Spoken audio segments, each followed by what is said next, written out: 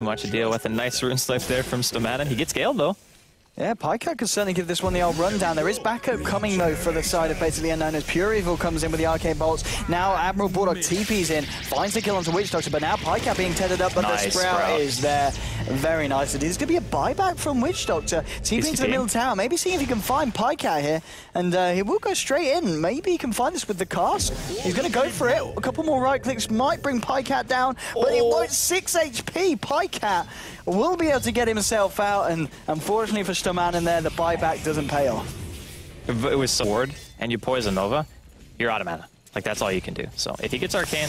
Bottom lane, there's been a wraparound from Magicka, who finds the disruption to Shash, so he'll pop, bringing him down to half health. Bulldog TPing in as well, making it a little bit harder for them to get the push on the mid lane. But Pycat, Ancient Seal there from Pure Evil, and Nico zipping in now. He's hit 6. Will be able to find a little quick and cheeky kill onto Pycat. The ward's doing a fair bit of damage and annoyance to both Pure Evil and Nico, but Nico with the Invis rune will be able to keep himself safe and out of lane. Bulldog TPing in though, looking for Pure Evil, and well, maybe Pure Evil just hanging around a little bit too long for his own good there after the poison ticks him down. It was a nice call from Bulldog, realizing they had no health. Can he get the pull off? Ooh, he goes in, and with a paralyzing cast, holding Bulldog there, bringing him down very, very low. Now Bulldog turns around with the backup of Ake. They've trapped up Stomanin here in the trees, and they will be able to bring down the Witch Doctor there. So a couple of very tasty kills there going to Alliance. Bulldog tower. I think basically no one will be able to TP back though, so I don't know if they look to defend. They're not going to be able to get their own offlane tower, but here we go. Nico going down onto Pycat. Pycat will be able to get the Supernova off onto Nico. They do manage to bring down the Pycat Venom here with the Death Ward, but both Nico and Stomanin getting so low. Nice. He will get denied just in time by a Rise, but and Beastmaster actually falls as well on the top lane as there was a TP. If basically Unknown are going to be able to hold it long enough. Like, they need to delay the game somehow. They need to try to smoke up and find a pick. Hopefully Arise doesn't just die right now. Yeah, Nature's Wrath, and in comes Bulldog. Arise might be able to bring down Magicka on the back of it, but the defensive disruption, Magicka just baiting it all out, will be able to TP himself back to base as well. And NZ straight onto Arise with the Dragon Tail. Magicka, Ake, and Bulldog, they're all here. Razor will go down. He's going to be down for 45 seconds. No buyback available for Arise. And now the push just begins onto the another tier 2. And I would even go that Alliance's lineup is better.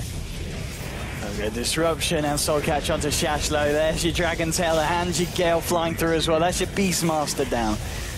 Tier 3 now at less than half health. Nico, Arise, and Pure Evil, they're left to defend the high ground here.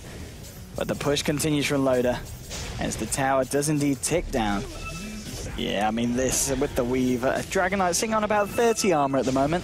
I mean, yeah, they've got magical burst, but so is Loaded. Dragon Tail onto Nico. Soul Catchers one. Nico will be able to zip himself up to the high ground.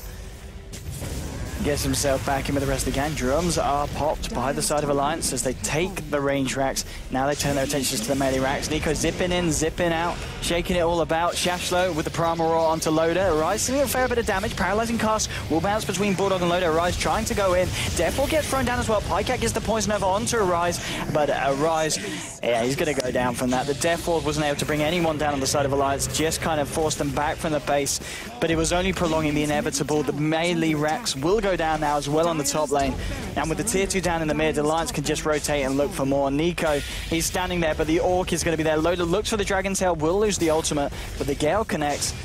Nico, he's going to be okay for the time being, but I don't know if the base is going to be okay, and I don't know if the team's going to be okay. It's definitely not okay. Like, no, it's not okay. This is insane. Like, their Rax is going to be dead, maybe even before Arise is alive. They have another Glyph if they want to try to buy time, but even if they're alive, well, Aegis is gone on Loda.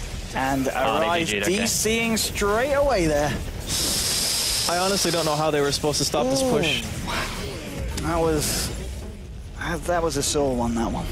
Well, I understand the Razor pick. Like, you see DK, and we talked about how Razor could come back just to counter the DK. But maybe if they didn't have Prophet, the Razor pick would have been okay. But what ended up happening is there were just too many things to have to deep push. Like, having Plasma Field and Wild Axes, those were the